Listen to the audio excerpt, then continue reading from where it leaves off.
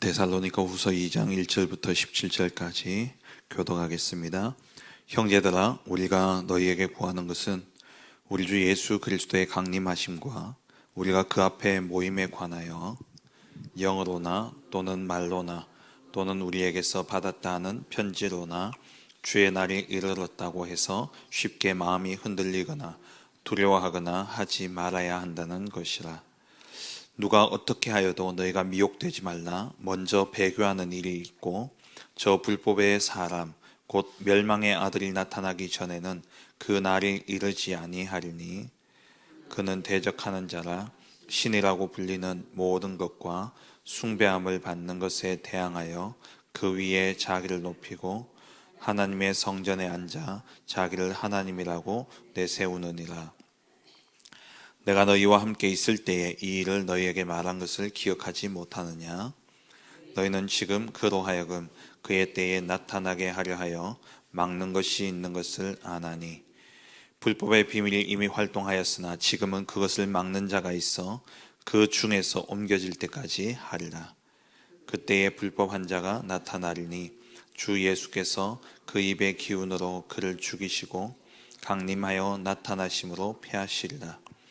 악한 자의 나타남은 사단의 활동을 따라 모든 능력과 표적과 거짓 기적과 불의의 모든 속임으로 멸망하는 자들에게 있으리니 이는 그들이 진리의 사랑을 받지 아니하여 구원함을 받지 못함이라.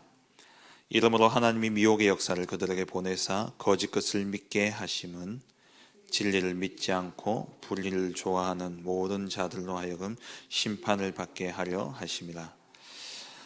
주께서 사랑하시는 형제들아, 우리가 항상 너희에 관하여 마땅히 하나님께 감사할 것은 하나님이 처음부터 너희를 택하사 성령의 거룩하게 하심과 진리를 믿음으로 구원을 받게 하심이니 이를 위하여 우리의 복음으로 너희를 부르사 우리 주 예수 그리스도의 영광을 얻게 하려 하심이니라. 그러므로 형제들아, 굳건하게 서서 말로나 우리의 편지로 가르침을 받은 전통을 지키라.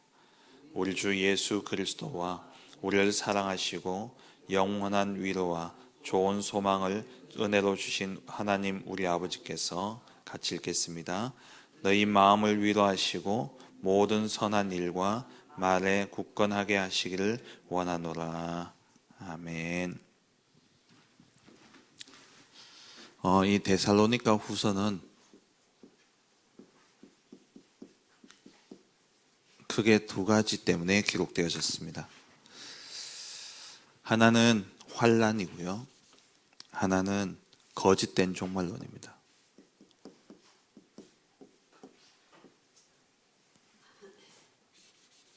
1장은 환난에 대해서 말씀하고 있죠.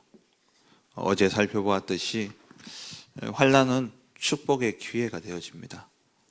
우리에게 지금의 환난이 있지만 그 이후에는 반드시 심판이 있고 그 심판을 통해서 하나님은 우리에게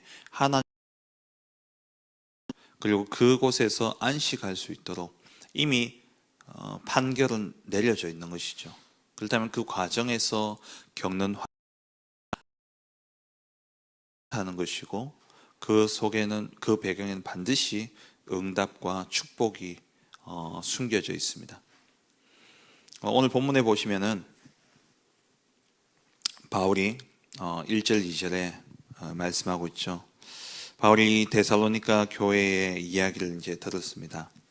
이들이 극심한 종말론에 빠져 있는 겁니다. 거짓된 종말론에 빠져 있는데 이 교회 안에 있는 사람들 가운데 어떤 자들이 바울한테 편지를 받았다라고 이야기하면서 이제 거짓된 종말론을 이야기하는 겁니다. 예수 그리스도의 강림과 그리고 우리가 그 앞에 모임이라는 그 심판을 이야기하죠. 예수님이 이 땅에 재림하시고 그 심판에 관해서 우리가 바울에게서 편지를 받았다. 그러면서 이미 주의 날이 벌써 왔다라고 이야기하는, 종말이 왔다. 예수 그리스도가 이제 재림했다라고 이제 그렇게 이야기하면서 사람들을 미혹하는 겁니다. 거기에 대해서 이제 바울이 바로잡고 있는데요. 그러면서 3절에 보면은 바울이 누가 어떻게 해도 너희가 미혹되지 말라. 예수님이 하신 말씀처럼 이게 마지막 때가 왔다라고 생각하지만 그게 시작이 아니라는 거죠. 진짜 시작은 배교하는 일이 일어나고 또 불법의 사람, 멸망의 아들, 이런 사람이 나타나가지고 자기가 하나님이라 이야기하면서 교회 안에서 자기의 신상을 만들어 놓고 거기에 절하게 만드는 그러한 때가 올 것이다 라고 이야기를 하고 있습니다. 그러면서 이제 뒤에 쭉 설명을 하는데, 이 마지막 때가 언제냐, 악한 자가 그렇게 나타나서 그렇게 할 수 있는 것은 9절 말씀에 사단의 활동을 따라서 능력을 얻게 되어지고, 그래서 표적을 일으키고 거짓 기적을 일으키면서 또 불의의 모든 속임으로 사람들을 미혹하게 될 것이다. 그게 현혹되어지지 마라. 왜냐하면 이미 우리의 구원은 하나님이 이미 우리에게 창세전에 처음부터 우리에게 구원을 약속하셨고 주셨다라고 말씀하고 있죠. 이 종말론자들이 이야기하는 내용들이 거의 대부분이 뭡니까? 이렇게 해야 마지막 때 구원받는다라는 거예요. 그런데 우리는 이미 그리스도를 믿고 영접함으로 구원받은 자죠. 그래서 오늘 13절에 보시면은 주께서 사랑하시는 형제들아, 우리가 항상 너희에 관하여 마땅히 하나님께 감사할 것은 하나님이 처음부터 너희를 택하사 성령의 거룩하게 하심과 진리를 믿음으로 구원을 받게 하심이니, 이를 위하여 우리의 복음으로 너희를 부르사 우리 주 예수 그리스도의 영광을 얻게 하려 하심이니라. 이미 우리가 너희에게 이 복음을 전하지 않았냐. 처음부터 하나님이 너희를 택하셨고 성령의 거룩하게 하심과 진리를 믿는 믿음으로 너희가 구원을 받았다라고 말씀하고 있죠. 종말론자들이 무엇을 이야기하니까 종말에 대한 두려움을 가지고 뭔가를 요구하지 않습니까? 그게 종말론자들이 하는 일이죠. 그래서 옛날에 그 다미 성교회 같은 경우에는 마지막 재림이 가까웠다. 그래가지고 모여라. 집도 팔고 다 팔고 헌금하고 모여라. 그래야지 하나님 앞에 불려서 천국에 갈 수 있다. 이렇게 이야기하죠. 우리는 종말이 오든 안 오든 이미 우리 안에 하나님의 나라가 임했고, 우리는 그 하나님의 나라의 축복을 누리고, 우리는 예수님이 오늘 오시더라도 우리는 오늘 뭐 해야 되냐? 이 하나님 나라의 복음을 증가하면서 하나님 나라를 확장해가는, 완성해가는 그 일을 해야 되는 것이죠.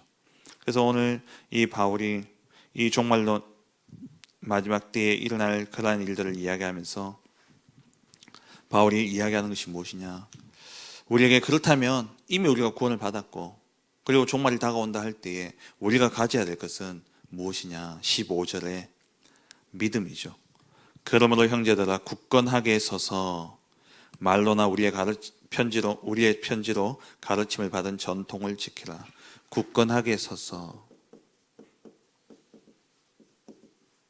이 말은 믿음으로 서라는 겁니다.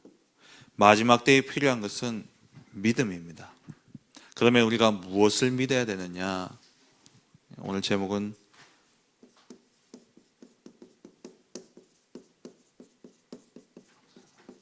세 가지 종말을 앞둔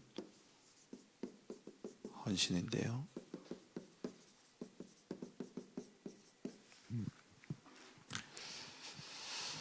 그렇다면 우리가 어떤 믿음을 가져야 됩니까?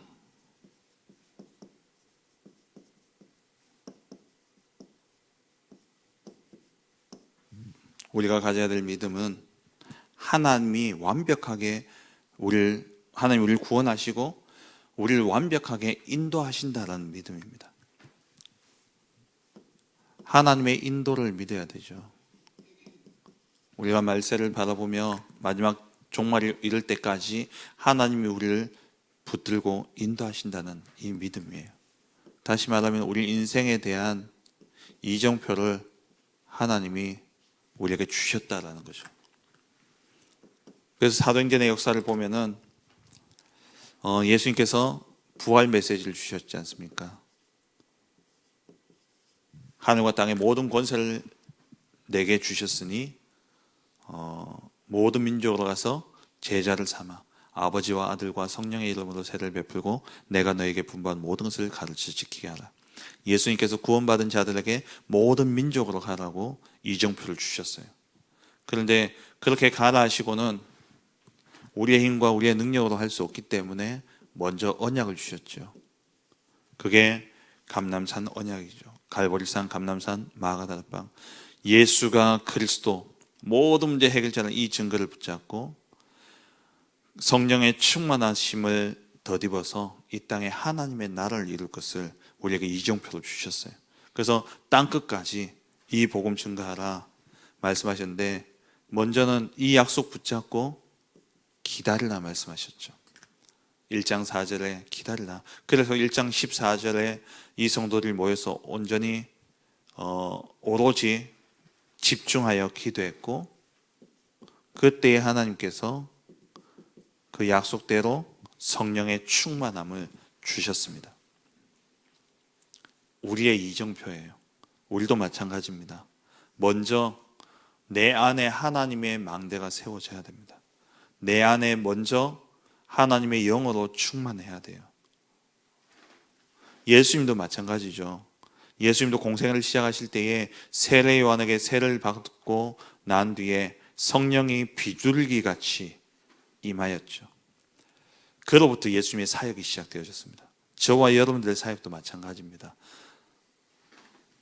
하나님 우리에게 이정표를 딱 주셨어요. 우리가 분명히 구원받은 우리는 세계 복음화를 위해서 살아야 됩니다. 하나님 나라를 위해서 살아야 되는데, 그렇다고 무턱대고 뛰어나갈 것이 아니라 먼저 내 안에 하나님의 영으로 하나님 주신 권능을 힘입어야 되죠.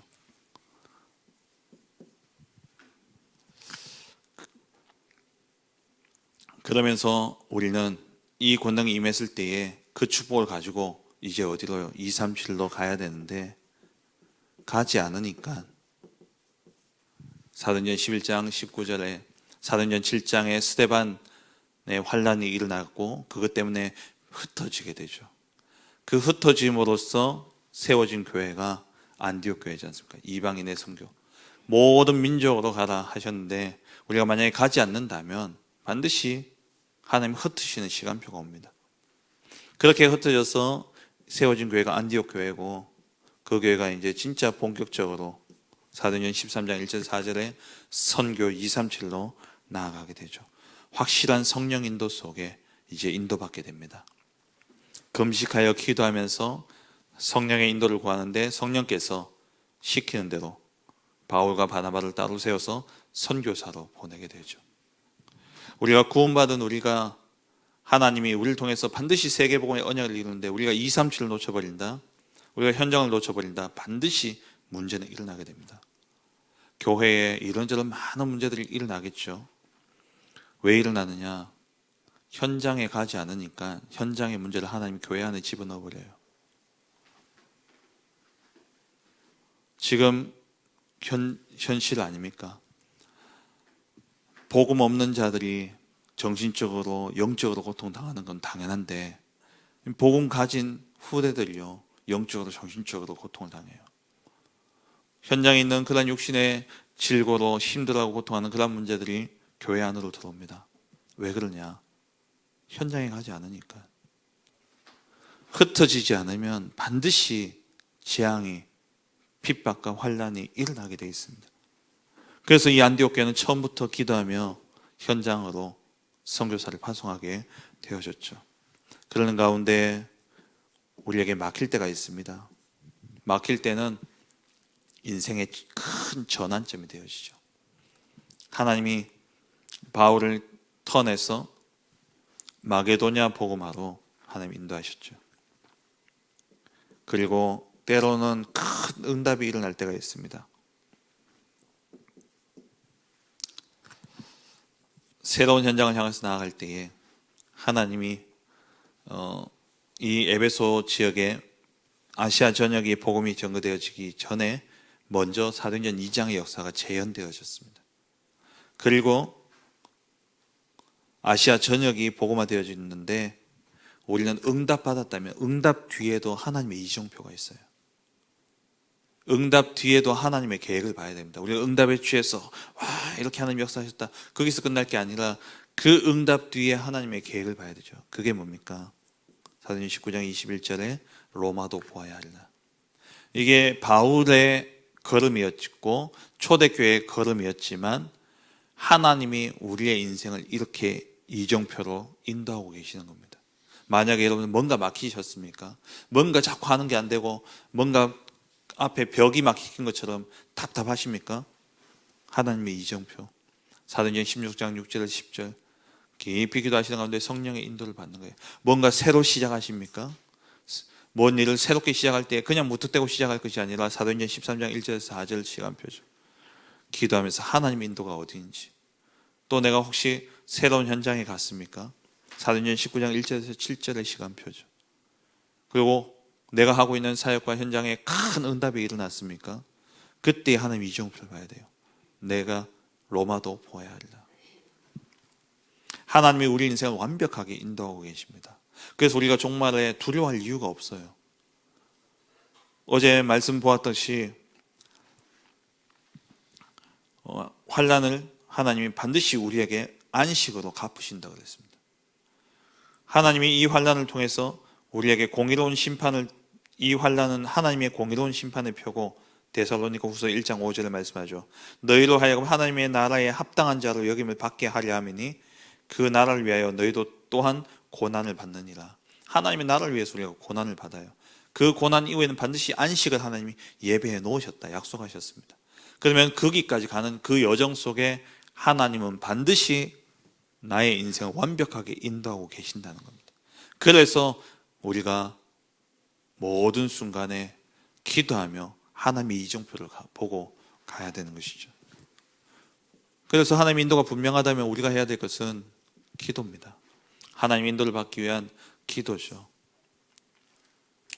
기도할 때 반드시 하나님이 응답하십니다. 이 믿음이 있어야 돼요. 하나님이 나의 인생을 인도하시기 때문에 내가 하나님의 인도 속에 들어가기 위해서 기도하는 겁니다. 그래서 정시 기도를 하는 거죠.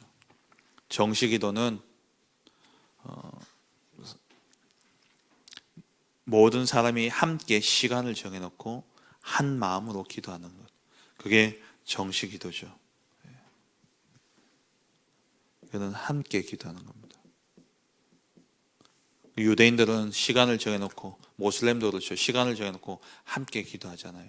그리고 우리가 새벽 기도 이 시간을 정해놓고 우리가 함께 말씀 받고 또 기도하지 않습니까? 이게 정시 기도예요. 개인은요 24 기도 속에 들어가야 되죠. 24 기도가 되어지면 반드시 하나님의 응답, 하나님의 역사를 보게 되어집니다. 그러면 영원의 작품을 남기게 되어지죠. 우리가 기도하면 하나님이 역사하신다는 이 믿음을 가지고 마지막 때에 바울이 에베소서 6장에 뭐라고 이야기했습니까? 깨어 구하라 그랬어요. 성령 안에서 깨어 구하라. 마지막 때에 영적 싸움이 일어날 것이고 이 마지막 때에 이 거짓된 선지자들이 일어나게 될 텐데 이를 두고 우리가 뭐 해야 되냐? 깨어서 기도해야 되는 것이죠. 그리고 필요하다면 우리가 집중의 시간을 가져야 되는 겁니다. 새로운 터닝 포인트가, 새로운 시작이 있을 때마다 우리가 집중해서 하나님의 계획을 보는 그러한 시간이 있어야 되죠.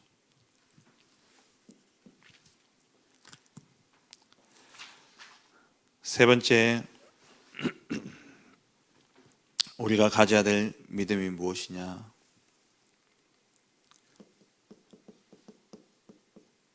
하나님이 반드시 원하시는 이 마지막 때에 우리가 해야 될 전도가 있다는 겁니다.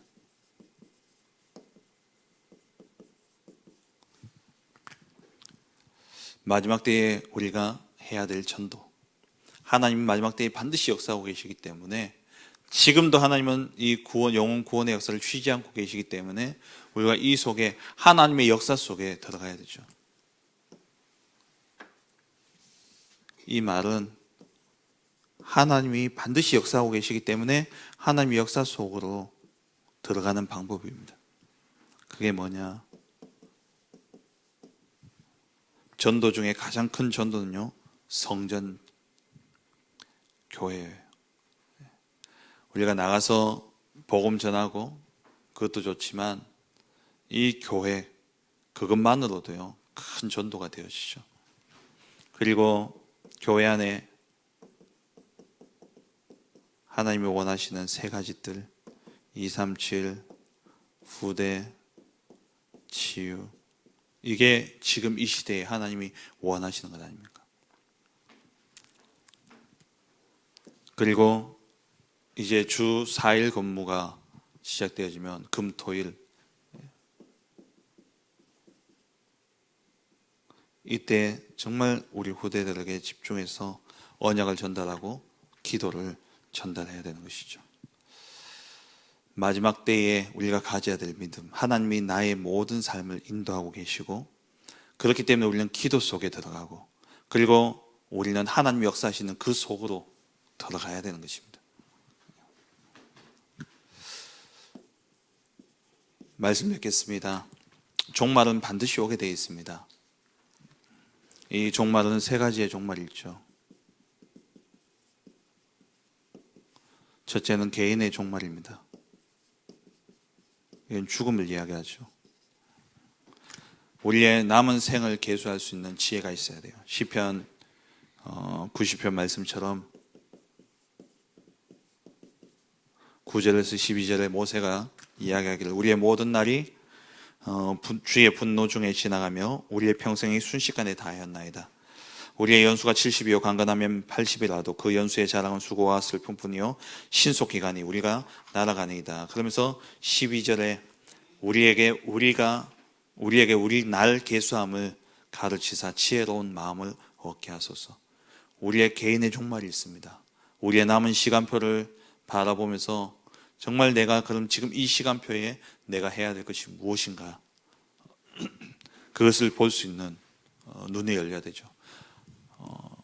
죽음을 기다리고 그냥 무턱대고 가만히 앉아서 죽음을 기다리는 그런 인생이 아니라 마지막 호흡까지도 하나님이 나를 인도하고 계시고 마지막 호흡까지도 하나님이 나를 통해서 일하신다는 사실을 믿는다면 시간표를 볼 수 있는 눈이 있어야 되는 것이죠. 그리고 시대의 종말이 있죠. 이것은 곧 시대의 흐름을 본다는 겁니다. 그 한 시대의 흐름을 보면서 우리가 해야 될 전도를 찾는 것이죠. 지금 이 시대에 4차 산업시대가 열려지고 그러면 앞으로 5차 산업까지 이어질 텐데 이 4차 산업은 반드시 이 사람의 노동력과 이런 것들이 이제 필요 없는 시대가 되어지잖아요. 말만 하고 이제 편한 시대가 되어집니다. 편한 시대가 되어질수록 사람들이 영적으로 문제가 올 수밖에 없죠. 그러니까 우리가 시대를 보면서 하나님의 역사를 봐야 되는 것이죠. 그리고 지구 종말이 있죠. 그야말로 끝나는 시간이 있습니다. 이 시간을 우리가 잘 봐야 되는데 마태복음 24장 14절에 천국 복음이 모든 민족에게 증언되기 위해서 그 제약 끝이 오리라. 온 세상에 전파되리니 그 제약 끝이 오리라. 그래서 우리는 환난이 일어나더라도 13절에 끝까지 견디는 자는 구원을 얻는다 말씀하셨죠.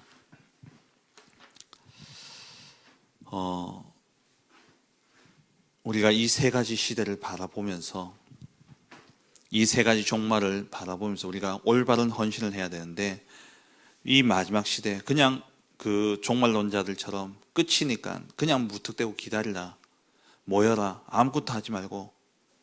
그래서 어떤 옛날에 다미성교회 때는 직장도 그만두고 집도 팔고 그냥 그 인생이 끝난 것처럼 그러고는 무턱대고 기다리고 있었잖아요. 그게 오늘 데살로니가 교회의 모습이었던 겁니다. 그게 아니라는 거죠. 반드시 종말이 있지만 그 종말의 시간표까지 하나님이 반드시 나를 인도하고 계시기 때문에 우리는 그 순간에 뭐 해야 되냐, 하나님의 인도를 받기 위해서 기도 속에 들어가고 그리고 지금 내게 맡겨진 그 사명을 감당해야 되는 것이죠. 그러기 위해서 나의 시간표를 분별할 수 있는 눈이 있어야 되고 시대의 흐름을 보면서 정말 이 시대에 하나님이 원하시는 전도를 찾아내고 마지막까지 우리는 뭐 해야 되냐? 주님 오실 그날까지 이 복음 증거하는 전도자 인생을 살아야 되는 겁니다. 어떻게 보면 우리는 종말을 생각하지 않아도 돼요. 그거는 하나님의 시간표 따라 하나님이 하시는 것이고, 우리가 주님의 재림을 준비하면서 해야 될 일은 전도와 선교입니다.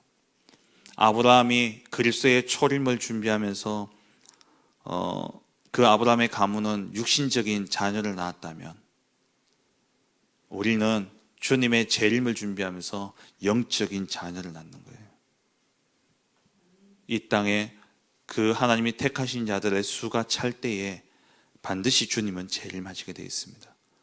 그러면 우리는 삶을 포기하고 기다리는 것이 아니라 오늘도 나의 삶을 인도하고 계시고 오늘 내 삶 속 가운데 역사하고 계시는 그 하나님을 믿는 믿음 속에 성령 인도받기 위해서 기도하며 이 시대의 흐름을 보고 무엇을 했냐? 전도, 선교해야 되는 것이죠. 그것이 우리의 사명입니다. 오늘 이 한날도 정말 여러분 가는 모든 현장들 속에 하나님이 나의 인생을 완벽하게 인도하고 계신다는 이 사실을 믿는 믿음 가지고 기도 속에 들어가 성령 인도받는 가운데 한 영혼을 주님께로 인도하고 또 한 사람을 제자로 세우는 그 응답 속에 하나님의 나라의 일을 감당하는, 그래서 진짜 주의 재림을 앞당기는 그 응답의 주역으로서는 복된 한 날 되시기를 주의 이름으로 축원합니다. 기도하겠습니다. 말씀 붙잡고 기도